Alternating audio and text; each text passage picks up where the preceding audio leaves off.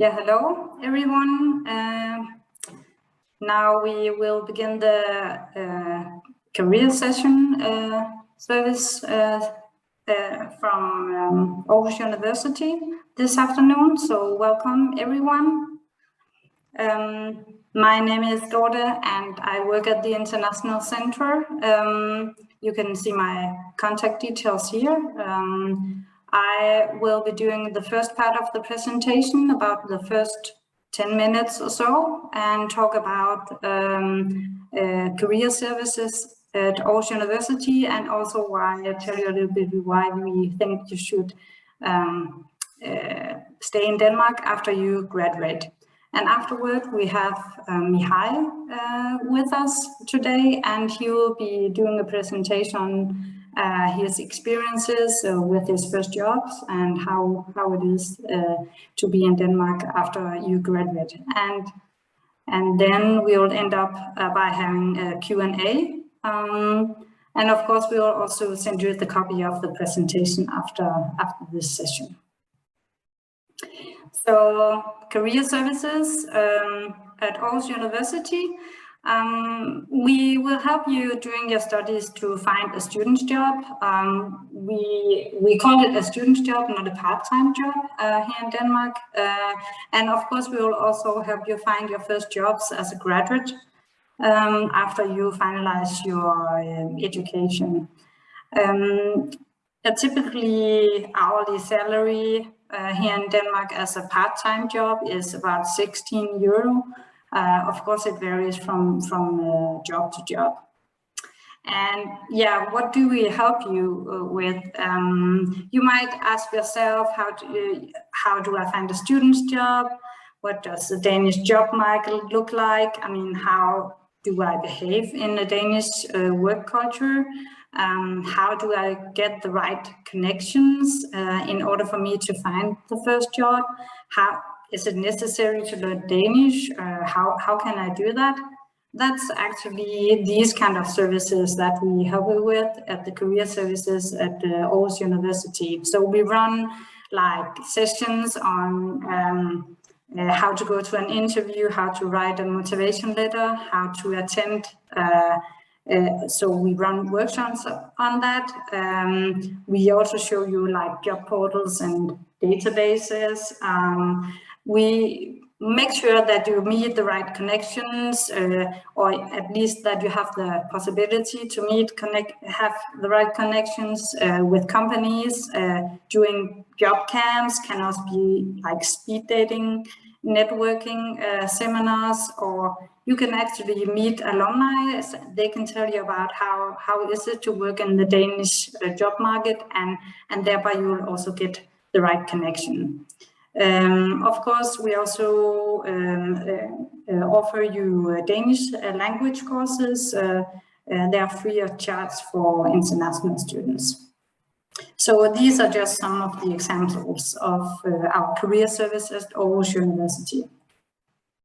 So why stay and work in Denmark after you graduate?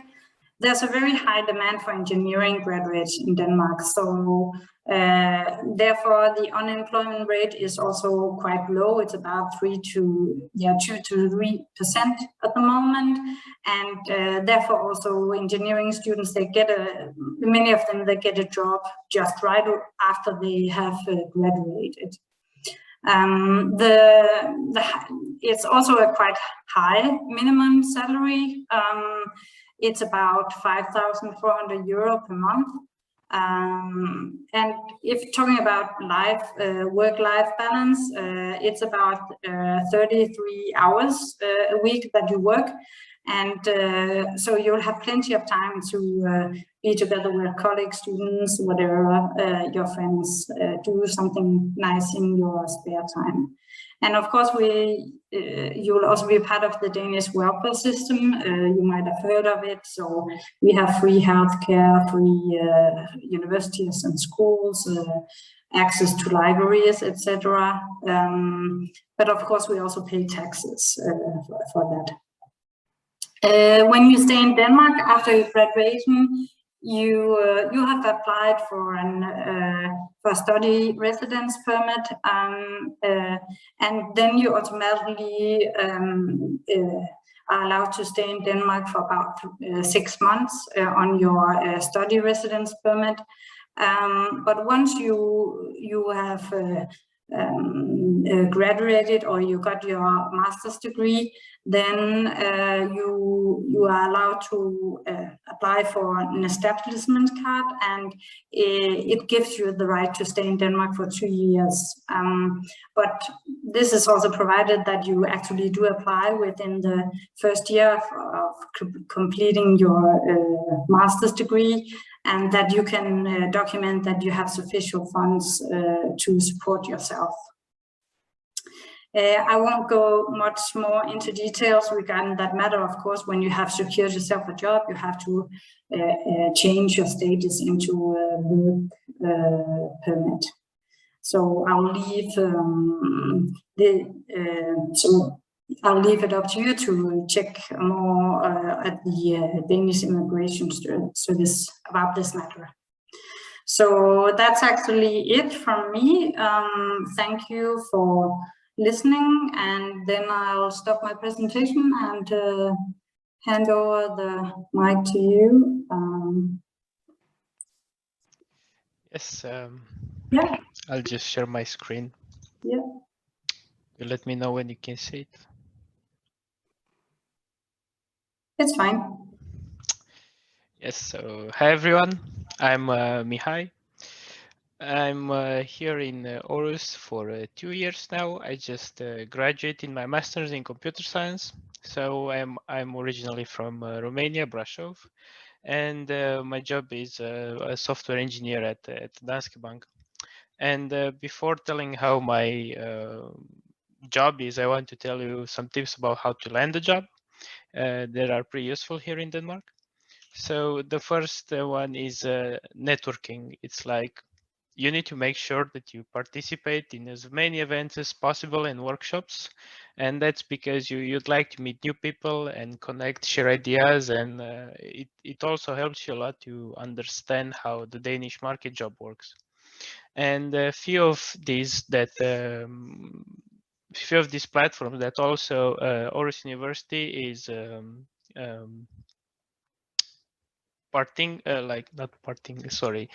collaborating with is Destination Aarhus. They helped me find my first job within actually the first week when I arrived in Denmark. It was a really nice event in which you could talk with the HRs from different companies. We also have Head Start ambassadors. This is more to expand your network after you got a job. And also, if for social events, there are the guys from Erasmus Student Network that have a lot of awesome stuff that you can also follow on the social media platforms. You need to have a good CV, of course. So you should write a nice description about yourself, ensure that you point out what you have to offer to the companies that you want to work for. So, and also you need to make sure that you can back up everything that you wrote in your CV with some actual experience. And school projects are pretty awesome. Mention as many as possible, because that was our work after all for a couple of years. And there'll be plenty of workshop and events on how to make a nice CV that you can attend once you get here to Aarhus. One other thing that you should be aware is recommendations from previous workplaces or professors. And this is what helped me the most. When I got to the interview, I think one of the main reasons that I got hired was because of my letter of recommendation from my previous manager. And it is really nice having someone saying a couple of words about you, whether it's from a previous workplace or from a professor from the university. It gives the employer a bit more trust about you. You can try and ask your supervisor from your bachelor's to say a couple of words about you. Then you want to have a really nice LinkedIn profile. And because applying for jobs and waiting afterwards to get an answer can be like painful. So you'd rather want to search for a recruiter from that company and write him or her in private, you could we want to use the social media at its best. So you can present yourself a bit. It could be something like, hey, Linda, I saw your job description and I think I would be a great fit for. And you should attach your CV. And if you also think that my skills are a fit for the job, I'm looking forward to hearing from you. Something like that. And one other important thing is to keep an open mind with everyone. Be friendly and be the one who is opening conversation with people, and you'll be surprised how many things can pop up. Because here in Denmark, it's the most important thing is to have a wide network, because that's how you get things done in life mostly. And now a bit about my working life. So as a student job, you work 15 hours per week, so like 2 days, and then it is fairly easy to manage work. You have a flexible schedule, like you decide with your team, hey, I will work Monday and Wednesdays, for example, because it makes sense for me to align with the university classes, and most of the courses are organized in such a way that they will take at most 3 days per week from your time, including assignments and preparation for the next week. And in the other days, you can work and enjoy some beers with your friends. One of the best parts about Denmark, besides the fact that the education is free, you even get SU, which is making the life a lot easier. And you can see that it's approximately 530 euros per month, and that's in plus of the salary that you will get from work. And despite the fact that most people think Danes are hard to approach, my experience was completely different. At the job, everyone was so welcoming and made me feel part of the team from the first week. Even though I was an international and they were mostly Danes at the office, I was able to have conversations, eating lunch with them, and they made me feel like I don't know, I was there for some time. I didn't feel any I know discrimination, or how do you want to say? I didn't feel bad. So also there are awesome team building events organized especially for students. I got the chance to go to a go-kart racing with 40 other people from my workplace, 40 other students and employees, of course, and it was a fun race. They organized paintball matches and Friday bars, pizza gatherings, a lot of cakes that you will get when you finish something. It doesn't matter how small it is, someone will bring a cake to work, and that's awesome. And the question that I got the most is if I knew Danish when I got employed, and the answer is no. I was just in Denmark for like 1 or 2 weeks, so I didn't have time to learn Danish until then. And at work we only speak English. Not only, sorry, in the meetings and in emails we speak in English because we are working with a lot of different countries, so it makes sense. But it's a big plus if you know Danish. Of course, you'll get the chance to integrate way better. Yeah. And a bit about my social life. I've been volunteering to Student House or ESN Aarhus. They are working together, so it's you'll see that it's mostly when you hear ESN, you'll hear Student House. I've been volunteering there. I've been organizing events for the new international arriving here in Denmark for the new students. And you have a lot of great time. You meet a lot of people, and it's, like I said, it's easy to manage your work and school life. Also been part of the AU Student Ambassadors Network. As you can see, it's really nice to share your experiences in Denmark and help other people.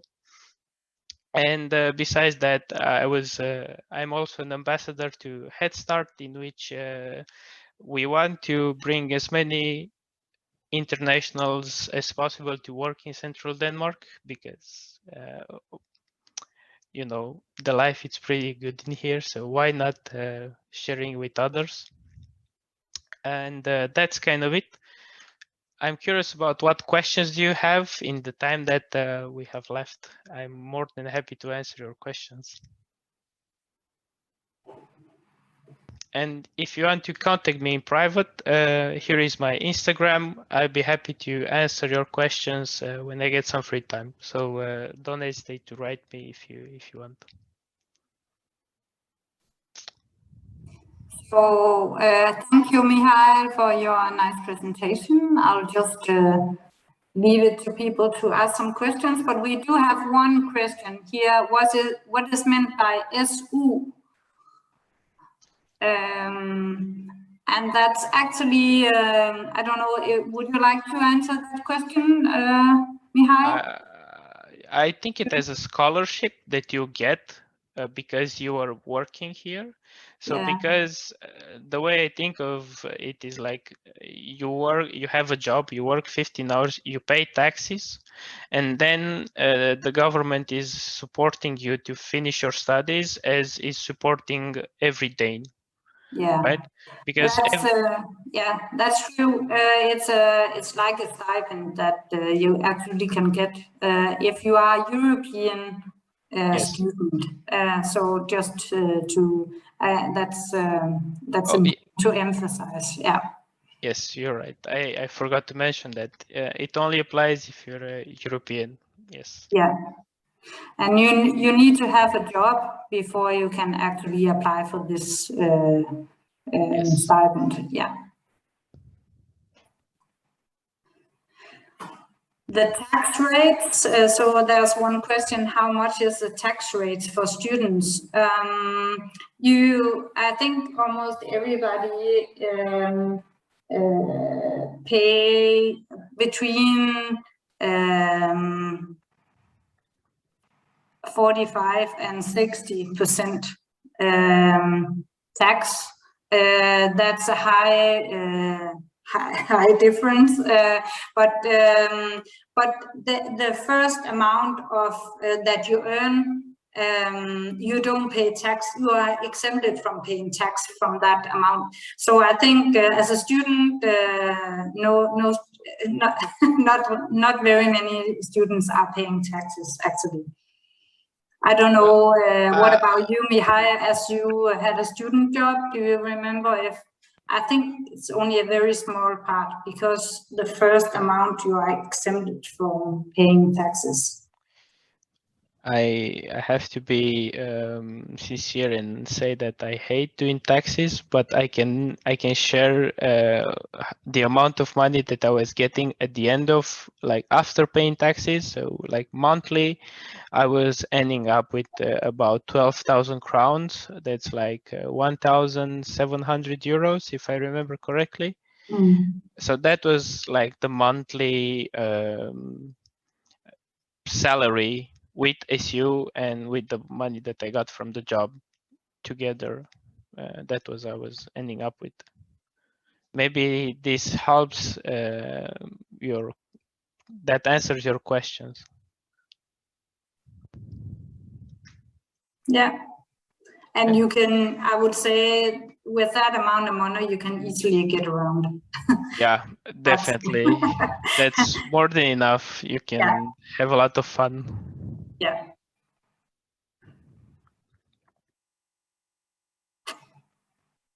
So do you have more questions?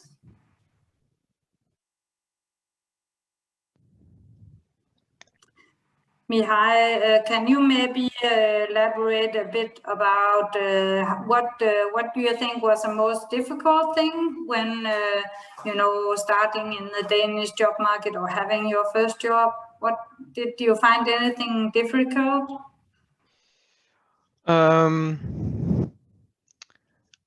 So because I was working at the bank, there are a lot of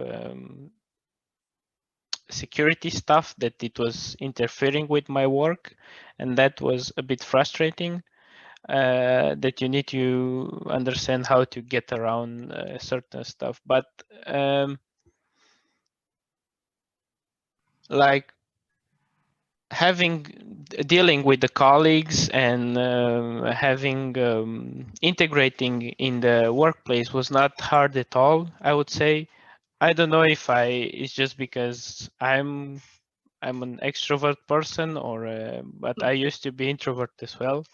So when you feel like you need to fix something or you need to finish something, you'll definitely need to ask someone for help, and that's the advice that I can give you. Don't be afraid of asking questions, because everyone is, like I said, welcoming and friendly, and will, even though they might seem a bit focused on their work on that day, they'll definitely stop and help you with whatever you need. So for me, it wasn't. I wouldn't say it was hard to integrate, or I didn't have any troubles. No. That's great to hear. I think so. We have another question. Can we find a job before coming to the university? You actually had your job before arriving, isn't that true? No, I didn't have my job before, but I applied for the job before arriving to Denmark. So then I got the interview. I need to be here to arrive to the physical interview, right? And then I had my interview in the first week, and then they accepted me. So it's a good idea to participate in the events, because in the year that I got admitted, I think the university offered us a trip in here to get to know the city and meet some of the companies, and that way, with the help of the destination Aarhus, we had some business cards with emails from companies that we could send our CVs and recommendation letters, and then we got an interview. So that was the story mostly. Then you got the interview, and yeah. Yeah, that's true. Yeah, you actually did apply before, and then got the first job. I would say it differs a lot. You have to, but we are running a lot of events, so during the first month it might be a good idea. I suggest that students, they attend these events because there will be job camps and speed networking events. Also ask some of the alumni, I mean, where are they working right now? Maybe you can get an idea, and then you will actually get some connections quite easily. We have the database, but I think it's difficult when staying at home to get your job. You need to have some kind of relation, don't you think, Mihai? Yeah, definitely. You just said about the speed networking events, and also most of my friends found their job through that. So I think in the first month that we arrived, there was a speed networking event, and that means you get 5 minutes or 5 or 10 minutes. I'm not remembering quite exactly, to talk with someone from the company. So they will make an impression of you. You will have a small chat about your skills, and they will definitely get to know your character as well, and what you are good at, and how helpful can you be to the company, and then you move on to the next, and so on. And most of my friends found the job through that. So make sure you participate to those events. Yeah. Also, we have another question. Is it allowed to accommodate spouse while you're living, I'm learning at the university? Yes, it is allowed to have you can bring your spouse with you when you study. Normally, the student dorms are like for single people, but many of them you have like it is possible to find some where you can live together with your spouse. And is it allowed for the spouse to work even if they are not a student?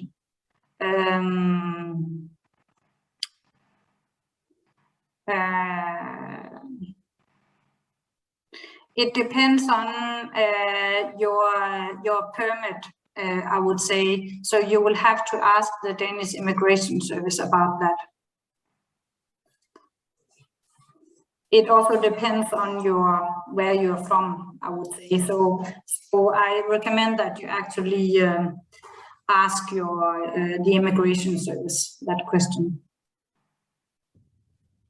How easy is it to get accommodation, and how much do they cost on average? We do offer accommodation through the international office. Every year we have a certain amount of dorms available for students, for international students, and mostly we give them out to non-European students because it's more difficult if you come from the outside Europe to have an idea of how to apply for dorms. But there's also accommodation service offered by the local community, and there you can apply for accommodation. I think this year and also for the past years, it hasn't been a problem finding accommodation. I don't know about you, Mihai. Did you find it difficult to find? No, but funny story. So I came with another friend, and we were planning to live together. And you need to be aware that here in Denmark, when it says that it's a 2-room apartment, there usually one room. It's the kitchen, because we just found out that when we arrived here in Denmark. So we lived for some months in the same room, but there was no problem about that. It was fairly easy to find an accommodation, especially if you apply like in time. 3 months, it's enough. I would say more than enough to start searching to apply on the website, and you'll get a couple of nice offers. And the more you stay in Denmark, the better offers you will get, and you can easily move from a place to another. And I think the first rent was I was paying 1,200 crown, 1,300 crowns per month. I don't know how much is that in euros. I think around 150. And now I am paying 2,500 crowns per month. If that helps you make an impression about how much the rent is. Yeah, how large is it for the 2,000? Is it a 2-room apartment or is it a 1-room? Yeah, actually, I can share my room right now if you want. So there is like the door, and I have plenty of space. I have a closet here and my bed. So, and also I have a really nice garden in front of me, and it's a 2-room apartment with its own kitchen and bathroom. And yeah, I would say it's pretty awesome. You don't need more than that. No. So it's 2,500 krona. That's about. Wait, I can check pretty fast. It's 300 something euro. Oh yeah, 330 euros. Yes. Yeah. So it's not. I would say that's a fair price for that. Yeah, I mean, in comparison to how much you earn, that's quite a good price that you get. Yeah. Of course, that would also depend on what you bring, how much money you bring with you, and also if you get a student's job. Yep. Yeah. So I think we answered all the questions. So if you have, we'll stay on for a couple of minutes if you have some extra questions.